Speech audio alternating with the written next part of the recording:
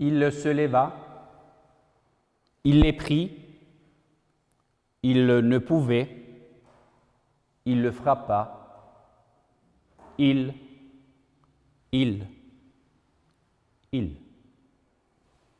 Un tas de prénoms personnels sujets donnés en pâture. Un homme, des hommes, des surhumains, un moi, des surmoi, Dieu peut-être. Le combat raconté par le livre de la Genèse au chapitre 32, dans la plupart des traductions bibliques intitulées « Jacob lutte avec Dieu », est qualifié de mystère par saint Augustin et de bizarre légende par Baudelaire. Les causes de l'étonnement ne manquent pas, soient-elles religieuses ou profanes. Dans le premier cas de figure, comme le remarque Ruth Skeps, auteur rattaché au judaïsme massorti, cherchant à lier le judaïsme traditionnel et halachique avec la modernité, si dans la Bible, l'homme et Dieu se querellent très souvent, il est quand même rare qu'ils en viennent à se battre corps à corps. Dans le deuxième cas, celui en lien à la littérature profane, plusieurs voix s'élèvent pour souligner les multiples difficultés narratives de l'épisode, à tel point qu'ils évoquent, comme Roland Barthes, qui en fait une dense analyse textuelle, un déficit de lisibilité. Certains détails qui se révèlent importants car déterminants pour une lecture plutôt folklorique ou théologique ont ainsi été analysés avec attention, sans qu'une solution unique puisse être proposée. Jacob est-il resté en deçà du gué ou l'a-t-il traversé quand il est attaqué? Pourquoi, dans ce combat qui semble venir du fond des âges, le coup porté par l'inconnu à la hanche de Jacob n'est-il pas décisif, comme tant de ruses du même genre, par exemple? Nous le savons, et j'ai eu à le remarquer à plusieurs occasions, plus un texte est complexe et sibyllin, plus il suscite d'études et de commentaires. Concernant celui que nous venons d'entendre aujourd'hui, une fois n'est pas coutume, la prudence des exégèses chrétiennes est partagée par la plupart des lectures juives, concernées bien sûr au premier chef par un chapitre où, pour la première fois dans la Bible, se lit le nom d'Israël. Soulignons enfin qu'au cours des siècles, ces versets ont inspiré et fasciné aussi plusieurs écrivains, tels Thomas Mann dans ses histoires de Jacob, avec une forte référence et actualité à la montée des forces obscures de l'entre-deux-guerres, ou Zadie Schmidt, lesquels dans son roman de 2005, On Beauty, sur la beauté, mentionnent l'épisode notamment en citant la peinture de Rembrandt. Des metteurs en scène, à l'instar de Sally Potter, lequel, dans son film La leçon de tango, sorti en France en 1998, utilise la lutte de Jacob avec l'ange dans sa version peinte par Delacroix comme une métaphore de la danse et de la vie. Ou Tony Kushner, dont la version jouée sur scène de sa pièce de théâtre en 1990, Angels in America, des anges en Amérique, s'inspire du tableau de 1865 d'Alexandre Louis Leloir. Et des peintres, en plus de ceux que je viens de citer, tels Marc Chagall, ou alors les plus contemporains, François Bavsar. Tout ce beau monde a illustré la rencontre mystérieuse de Jacob à la recherche de ses significations cachées et souvent en y ajoutant des enjeux autobiographiques. Je n'irai pas très loin, mais et dans les cas de Delacroix et dans les cas de Bavsar, les deux peintres se réfigurent dans Jacob et ils luttent, soit en aspirant à la perfection de l'art, soit pour se mettre au défi de cet épisode biblique qu'il est question énormément. Avec toutes les références que je vous ai données, je pourrais m'arrêter là. Mais vous me connaissez désormais et savez pertinemment que je ne vais pas le faire. Tout comme je ne vais pas non plus me contenter de vous faire un résumé des différentes interprétations qui fusent depuis le prophète Osée, auquel on doit l'image de l'ange. Alors, aurais-je la prétention de vous livrer la lecture après environ 2700 ans d'histoire et d'essai? Rassurez-vous, loin de moi une telle idée.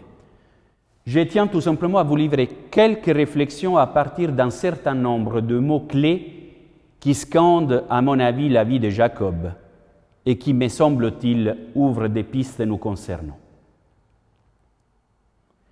Je vais donc vous parler des ténèbres versus lumière, du combat, de la parenté, frère, cousin, lignée, droit d'aînesse, de la bénédiction et de blessures, cicatrices, stigmates. Les premiers mots-clés, ténèbres versus lumière. Jacob est un homme de la nuit. La plupart des événements et de ses actions, sa vie durant, se déroulent avec la faveur des ténèbres. Soit-elle définie par l'absence pure et simple de la lumière, soit-elle symbolique ou est caractérisée par la ruse. Sa venue au monde, en tant que deuxième de deux jumeaux, l'oblige à se frotter un peu plus longtemps que son frère Ésaü à l'obscurité. C'est dans la nuit du ventre maternel que Jacob tient son frère par le talon. Lorsqu'il usurpe la bénédiction de son père, Isaac, il y arrive grâce à la cécité de ce dernier, causée par son âge plus qu'avancé. Sa première rencontre avec le Seigneur se fait pendant le sommeil dans celui qui est passé à l'histoire comme le rêve ou l'échelle de Jacob, pendant qu'il fuit la rage de son frère. C'est dans ce voyage vers Haran, où vit Laban, son oncle maternel, qu'il reçoit la promesse de Dieu d'avoir une terre, une descendance et sa protection.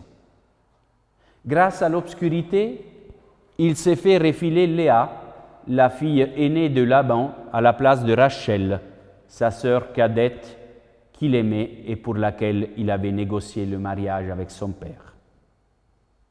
Dans la nuit, Laban rêve que le Dieu d'Abraham l'avertit de ne pas s'en prendre à Jacob. Enfin, c'est dans la nuit qu'il se bat qu'il a son face-à-face avec Dieu.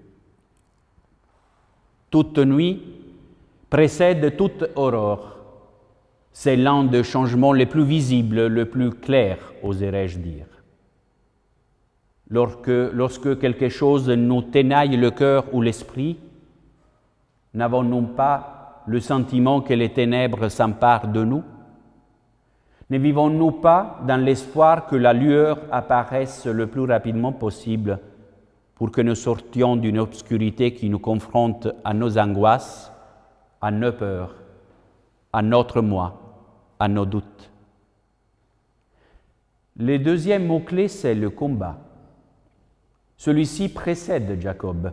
Dans les ventres de Rebecca, Jacob s'accroche à son frère le poilu qui les dévance en voyant la lumière de la naissance en premier. Il a beau essayer de les retenir par le talon, rien n'y fait. Jacob, celui qui talonne, devra obtenir autrement ce droit d'aînesse qu'il guette comme s'il lui était dû, ce qui aujourd'hui, selon notre pratique médicale, irait de soi. Ce sera en échange d'un bout de pain et un plat de lentilles que Jacob l'aura, mais sans tous les privilèges qui y sont liés. Contrairement à son frère Ésaü, chasseur, Jacob est un homme tranquille et travailleur, agriculteur, pasteur.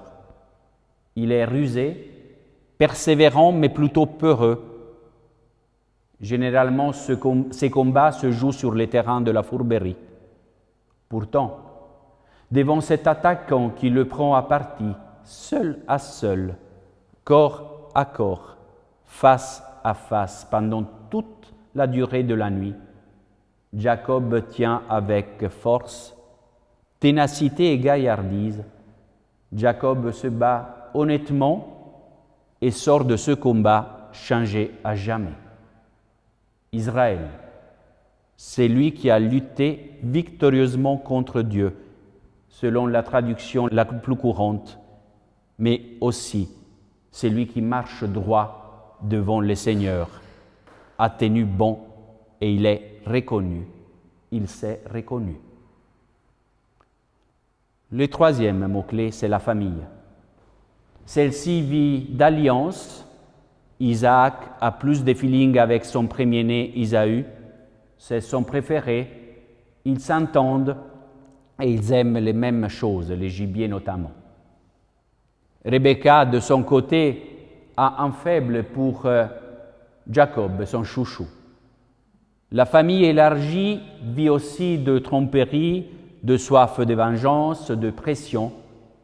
Il y a Isaac, Rebecca, Ésaü et Jacob, mais il y a aussi Laban, Léa, Rachel, les esclaves concubines, les fils de Laban, les cachotteries des uns et des autres, les menaces. Il y a les mariages par intérêt et ceux par contrainte. Il y a ceux désirés et ceux organisés par représailles pour embêter, pour chahuter. Enfin, il y a les retrouvailles. Le quatrième mot est la bénédiction. L'envie, le besoin d'être béni est le leitmotiv de l'existence de Jacob. L'obtenir est son obsession. La bénédiction est propre à ce nouveau Dieu, celui d'Abraham. Et comme lui, Isaac et Jacob béniront leur descendance. Jacob usurpe à Ésaü la bénédiction qui lui revient par droit de naissance. Certes, c'est sa maman Rebecca qui le pousse, mais Jacob n'hésite que parce qu'il ne voit pas trop comment tromper son père au vu des grandes différences morphologiques qui séparent les deux frères. Jacob est ainsi béni 2 fois par son père, la première à son insu, la deuxième quand il se met en route pour s'installer chez son oncle Laban, pour échapper à la rage de son frère Ésaü. La bénédiction est un élément clé du rêve de Jacob. Surtout, c'est en échange d'une bénédiction que Jacob accepte de laisser partir son adversaire, car l'aurore se lève. Bénir, du latin benedicere, dire du bien. Dieu des hommes, les hommes de Dieu. La bénédiction est synonyme de louange et en même temps de bienfaits accordés. Jacob s'est voué au Dieu de son père et il recherche sans cesse sa protection et sa bienveillance. Il a besoin de légitimation et non de contrer la peur, et d'être assuré qu'en poursuivant son chemin avec Dieu, il ne se trompe pas.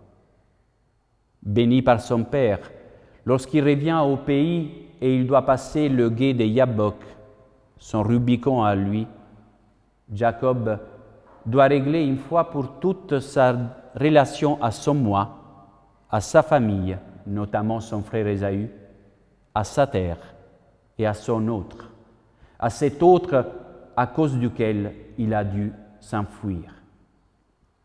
C'est après avoir volé à son frère la bénédiction qui lui revient de droit que Jacob a franchi la première fois, plus de 20 ans auparavant, cette rivière. Aujourd'hui, il exige une légitimation à son retour, payée avec la même monnaie de l'époque, une nouvelle bénédiction. De son côté, il prouve par sa résistance et sa persévérance sa détermination. Mais toute transformation laisse des traces. Tout comme tout combat laisse des blessures, des cicatrices, des stigmates, soient-elles visibles ou invisibles. Ce sont les 5e mots-clés. La hanche déboîtée n'empêche pas la victoire de Jacob. Elle l'inscrit dans sa chair et lui rappelle son changement radical, tellement énorme que même ce qu'il y a de plus précieux pour un humain, son nom, change. Tu seras Israël.